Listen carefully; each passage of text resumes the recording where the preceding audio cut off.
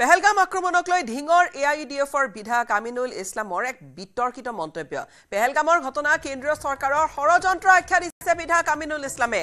পেহেলগামত কোনো লোকক নাম সুধি গুলি কৰা নাছিল বুলি মন্তব্য কৰিছে আমিনুলে। কলে অন্ধকাৰৰ সুযোগ লৈহে গুলি চালনা কৰিছে। পাক সন্ত্ৰাসবাদীৰ বিৰুদ্ধে কেন্দ্ৰীয় চৰকাৰ অধিক তৎপৰ হোৱাৰ সময়তে কেন্দ্ৰৰ বিৰুদ্ধে অভিযোগ উত্থাপন কৰিছে ঢিঙৰ এইজন বিধায়ক এআইইউডিএফৰ বিধায়ক আমিনুল ইছলামে। বিতৰ্কিত মন্তব্য। পেহেলগাম আক্ৰমণক লৈ ঢিঙৰ এআইইউডিএফৰ বিধায়ক আমিনুল ইছলামে বিতৰ্কিত মন্তব্য কৰিছে যে পেহেলগামৰ ঘটনাটোক কেন্দ্ৰীয় চৰকাৰৰ ষড়যন্ত্ৰহে। বিধায়ক আমিনুল ইছলামে কৈছে যে পেহেলগামত কোনো লোকক নাম সুধি হেনো গুলি কৰা নাছিল। এই মন্তব্য আমিনুল ইছলামৰ। কলে যে অন্ধকাৰৰ সুযোগ লৈহে গুলি চালনা কৰিছে।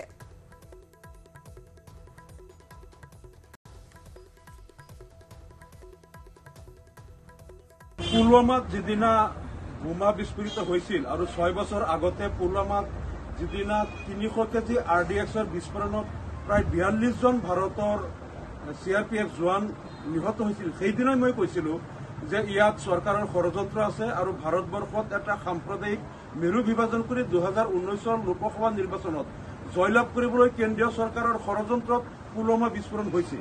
আৰু সেইদিনাই মই কৈছিলো আৰু নিৰপেক্ষ তদন্ত বিচাৰিছিলো, কিন্তু দেখা গ'ল যে এই 6 বছৰত কেন্দ্ৰীয় চৰকাৰে পুলৱামাত হত্যাকাণ্ডৰ তেওঁলোকে তদন্ত নকৰিলে। কেনেকৈ 300 কেজি RDX লৈ কাৰখন CRPFৰ কনভয়ত সোমাল আৰু কাশ্মীৰৰ ইমান এটা নিৰাপদ জোনত, তাত ইমান এটা হাই চিকিউৰিটি জোনত 300 কেজি RDX কোনে সোমালে, কেনেকৈ সোমালে, আজিলৈকে কেন্দ্ৰীয় চৰকাৰে তাৰ তদন্ত নকৰিলে আৰু তদন্ত নকৰাৰ কাৰণে তাৰ প্ৰকৃত কাৰণটো ৰাইজে নাজানিলে।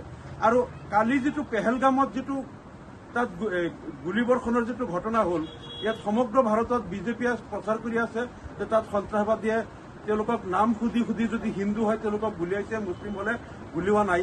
কিন্তু তাৰ যিসকল ভুক্তভোগী তেওঁলোকে আকৌ যিটো বক্তব্য দিছে, ইয়াত কোনো কাকো নাম সোধা নাই, আন্ধাৰৰ পৰা তেওঁলোকে গোপনে গুলীবৰ্ষণ কৰিছে। আমাৰ সন্দেহ পুলৱামাত যিটো চক্ৰই 300 কেজি RDX লৈ সেইদিনা বোমা বিস্ফোৰণ কৰি 42 জন CRPF জোৱানক শ্বহীদ কৰিছিল, কালিৰ ঘটনাটো সেই চক্ৰটোৱে কৰিছে।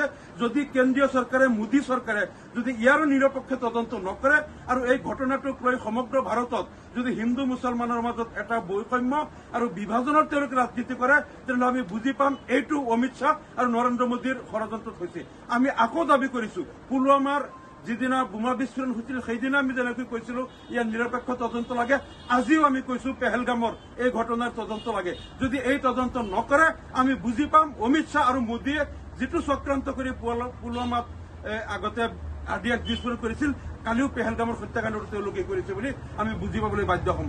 কাৰণ জম্মু কাশ্মীৰৰ প্ৰাক্তন ৰাজ্যপাল SP মালিকে এই বিষয়টো লৈ কেন্দ্ৰীয় চৰকাৰক প্ৰকাশ্যে দোষাৰোপ কৰিছিল যে 300 কেজি RDX অমিত শ্বাহ আৰু নৰেন্দ্ৰ মোদীয়ে তাত আনিছিল আৰু তেওঁলোকৰ ছত্ৰছায়াত তাত বোমা বিস্ফোৰণ হৈছিল আৰু এইটোলৈ তেওঁলোকৰ বহুত বাক বিতণ্ড হৈছিল। আমাৰো সন্দেহ কাশ্মীৰত বাৰে বাৰে এই কেন্দ্ৰীয় চৰকাৰেই এই ঘটনাবিলাক কৰে যাতে সমগ্ৰ ভাৰতত মুছলমানৰ বিৰুদ্ধে তেওঁলোকে এটা হিংসা আৰু ঘৃণাৰ ভাৱ বিয়পাই দি যাতে তেওঁলোকে ৰাজনীতি কৰিব পাৰে, এইটো আমাৰ সন্দেহ। গতিকে আমি নিৰপেক্ষ তদন্ত দাবী কৰিছো।